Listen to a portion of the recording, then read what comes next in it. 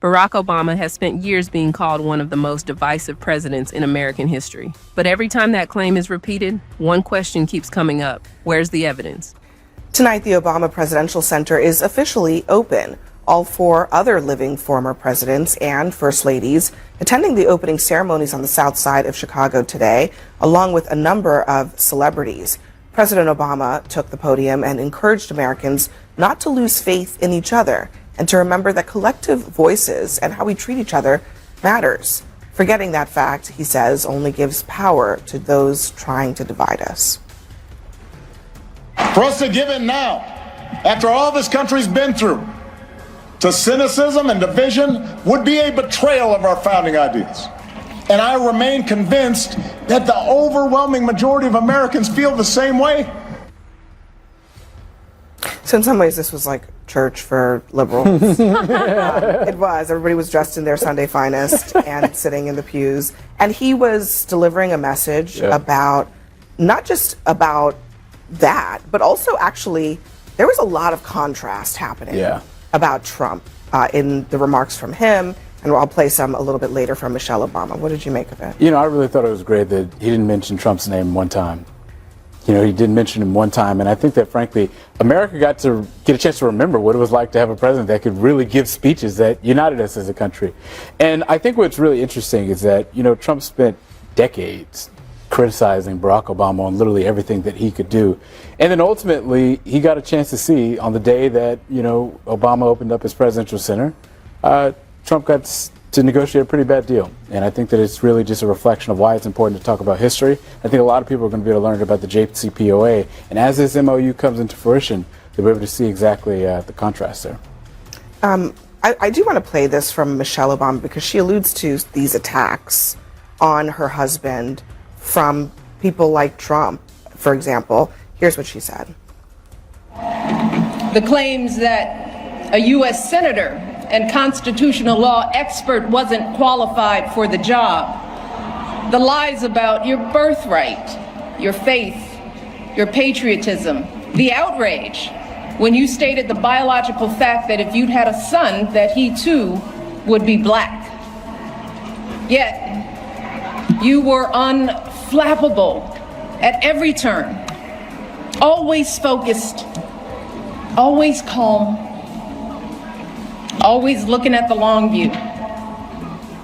In this CNN debate, that exact question is asked over and over again. And what happens next has people talking across social media. There's a little bit of revisionist history. Yeah, he's incredibly eloquent. He's a very skilled orator.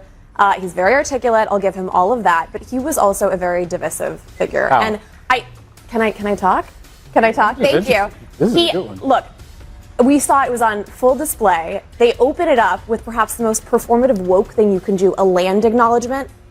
Really? You're going to say this is on stolen land? If you think it's on stolen land,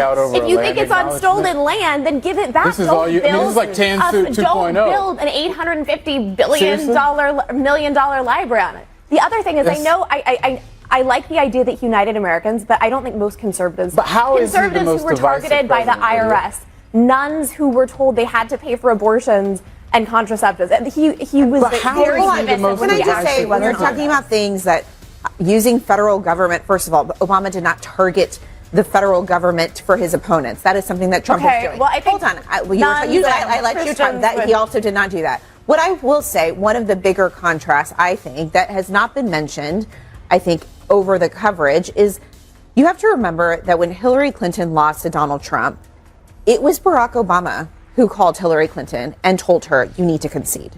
And he understood that there needed to be a peaceful transfer of power, and he told her that. Then what happened? He welcomed the Trumps to the House, to the White House. He ensured that they had what they needed in order to have a peaceful transition. Take that, and then take January 6th. And look at that contrast. I'm not done. But listen to that contrast. Then there's also Barack Obama has done a lot to raise the next generation of leaders, while you have Donald Trump, who is just saying, I anoint people. A commentator confidently repeats the familiar accusation, but when challenged to explain exactly what made Obama so divisive, the conversation quickly begins to fall apart. For many Black Americans, this moment reflects something we've witnessed for years. I hear you saying, first of all, you're accusing Obama of personally doing something that his administration. His administration. Well, we know that what you're talking about at the IRS was the responsibility of individuals within the IRS who were held responsible for that. That had nothing to do with Obama. Right. And you've nobody has provided proof that came from the White House or from the president's office. The second thing that you mentioned, which is basically abortion policy, I take it that is your view of how that policy should operate in this country. But you have to understand that another half of the country believes the opposite of what you believe. Right. So when you talk about divisiveness, Barack Obama was smeared as not being a legitimate president because Trump was lying that he was not a native-born American citizen. And then he welcomed that same man into the White House. Right. Their wives sat down and had tea. So what else? I think Obama is incredibly. I think he's incredibly. It's a legitimate classy. question. What else? Why is Obama considered by a lot of conservatives, and maybe you're one of them, to be so incredibly divisive? Is it because he told people he was black? Right. No, no. I think he's incredibly classy. He's a very eloquent speaker. I think there's a lot of things to credit him for. Lydia, I'm saying his policies. Hold on.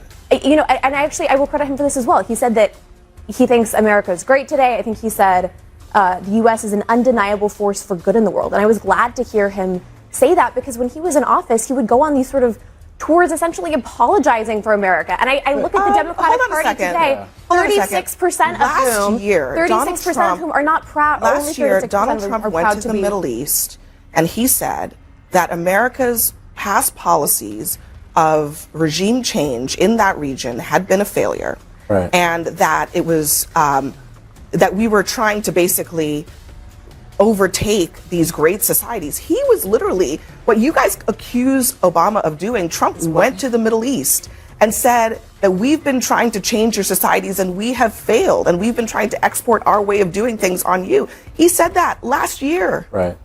President Obama faced relentless criticism that often went far beyond policy disagreements, including false claims about his birthplace, his faith, and even whether he belonged in the White House at all. Here's the thing. I get that you might get it, but I'm really focused on this. When you say that President Obama is one of the most divisive presidents in history, that's something that you guys can never back up. You never can bring up any substance. It's a talking point that you guys always say. So to Abby's point, what specifically are you referring to when you say he's one of the most divisive presidents in history? He did not invite Milli Vanilli to the library party today, or Vanilla Ice, or CNC Music Factory. That's a difference from the American 250. Right. That Didn't is have that on my bingo card. For sure. That is very true. Next for us. Despite those attacks, he consistently spoke about unity, democracy, and bringing Americans together. So I think we're missing the point of what President Obama was trying to say during the speech. This was not an anti-Trump speech. This was not, let's get back at him. This was, we need to come back together as a nation. We shouldn't have states opting out of the 250th anniversary celebration in D.C. as a political statement. That I heard that this morning. It was absolutely heartbreaking news to hear that that's even being considered. And I don't think that Barack Obama is terribly happy with the state of his own party right now. Yeah. It looks very different than it did when he was in the Oval Office. It's much more polarized. It's been had quite a lot of woke and other influences that I don't think that Barack Obama was a woke president. That wasn't even a thing when he was. But look. So was Obama truly the source of America's political divisions? Or did his presidency simply expose divisions that had existed long before he took office?